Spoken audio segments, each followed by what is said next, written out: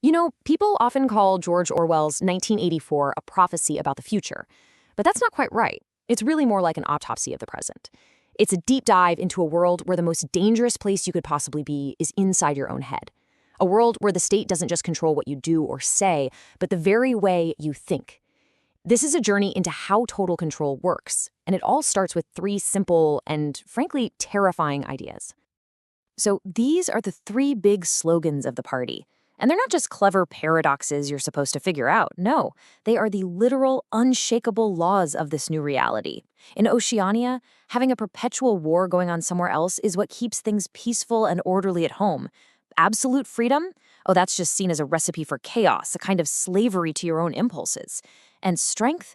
Well, true strength is choosing to be ignorant of facts, of truth. This is the brutal foundational logic of the world we're about to step into.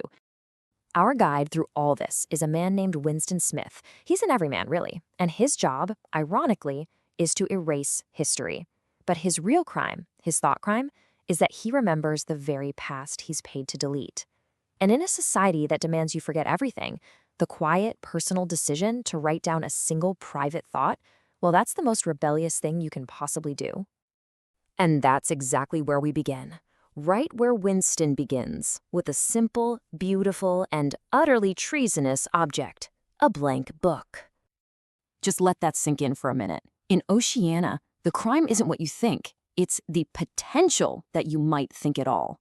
Just owning a blank book, a private space the party can't see into, is a criminal act. This diary is a threat before a single word has even been written. And this is the moment of no return. When Winston finally sits down, dips his pen into the ink, and writes down the date, April 4th, 1984, he's crossed a line. With that one small action, he's created a record of reality that's independent of the party. He has committed a thought crime, and he knows it. He knows his life is basically over. The only question now is, when will they come for him? Okay, so to really get why Winston is so terrified, we have to zoom out a little. We have to look at the system he's challenging. Because the party doesn't just rule with force, it's way more insidious than that. It rules by taking reality itself apart, piece by piece. This is the party's most powerful weapon. It's not illegal to say the wrong thing. It's illegal to think the wrong thing. Even a flicker of doubt in your eyes, a nervous twitch at the wrong moment, can betray you. Your own mind becomes the scene of the crime, and you're the only witness. And this is how they make it all work. This is how they make you police your own mind. It's a concept called doublethink. Think of it as a kind of intense mental gymnastics.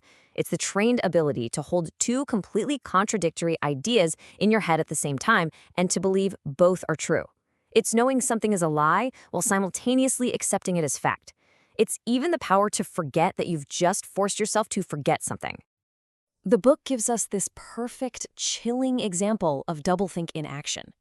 Imagine you're at a huge rally. It's hate week, and everyone is screaming slogans against the enemy, Eurasia. Then, mid-speech, the speaker just calmly announces that Oceania has always been at war with a different country, Eastasia. And nobody misses a beat. The crowd just instantly transfers all its hatred to the new enemy, ripping down the old posters. That's doublethink. The past isn't fixed, it's whatever the party needs it to be right this second. And this is literally Winston's day job at the Ministry of Truth. He doesn't just alter old records. Sometimes he creates people from thin air. If the party needs a war hero, Winston just invents Comrade Ogilvy, complete with a made-up life story of perfect heroism, all to replace someone who's become an unperson, someone who now has never existed at all. History here isn't just rewritten, it's manufactured, on demand. And all of this is enforced by a physical reality, the telescreen.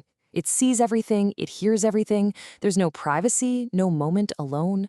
The only sanctuary you have is that small internal space, the few cubic centimeters inside your skull. And the entire purpose of this whole system is to invade and conquer that final territory. But even in this perfectly controlled world, there's one thing the party can't completely extinguish, the basic human desire for connection. And for Winston, that desire is about to get a name: Julia. At first, Winston is terrified of Julia. I mean, she's young, she seems like a party loyalist, she's even in the junior anti-sex league. He's sure she's spying on him. So when he sees her trip and fall one day, he's just frozen by a mix of fear and pity. But as he helps her up, in that one fleeting moment, she slips a small folded piece of paper into his hand. For Winston, these 3 words are more explosive than a bomb. In a world that's tried to wipe out all private loyalties, this is a declaration of a feeling that exists completely outside the party's control. It's an idea so dangerous, so impossible, he can barely even comprehend it. This note isn't a love letter, it's a declaration of war. And this is the crucial point to understand. Their affair is an act of rebellion first, and a romance second. The party has tried to eliminate desire itself, because any private loyalty to another person is a threat to the total loyalty required by the state. So every secret meeting, every touch, is a direct assault on Big Brother. Their desire is a political force. But in Oceania, all rebellions are designed to fail. Winston and Julia are captured, of course, and Winston is taken to the Ministry of Love. It's here, in the place they say has no darkness, that the party's true and terrible philosophy is finally revealed to him.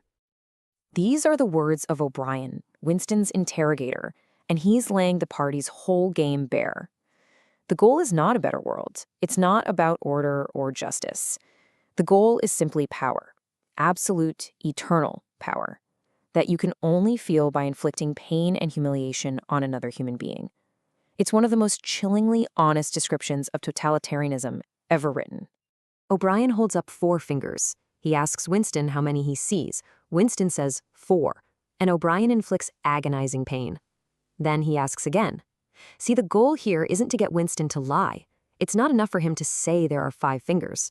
The party's victory is only complete when Winston actually sees 5 fingers, when his very perception of reality has been broken and remade by pain. At this point, pain becomes the only truth. If the party says 2 + 2 = 5 and believing it is the only way to make the pain stop, then 2 + 2 does equal 5. Objective reality just ceases to exist. The party doesn't just break Winston's body, it dismantles his mind and rebuilds it in its own image. And this is the final devastating conclusion. The one hope that Winston and Julia always held on to, that their inner heart, their private feelings were untouchable, was a lie. The party could get inside you. It could find the one thing you feared most in the world and use it to completely hollow you out. After his re-education, Winston is released. He's been cured. He's safe. But the question that hangs in the air is he still human? He meets Julia one last time. There's no love, no spark, just a cold, dead recognition. They both confess that in the terror of Room 101, they begged for the other to be punished in their place. And they meant it. The party didn't just break them apart, it made them break each other. It severed the last human bond. And in the final scene, we see him sitting in a cafe. A trumpet announces some great military victory for Oceania. Winston looks up at a huge poster of Big Brother, and a tear of genuine, blissful gratitude trickles down his nose. The struggle was finished. He had won the victory over himself. He loved Big Brother. And that is the enduring warning of 1984. It's not just about a government that lies to its people.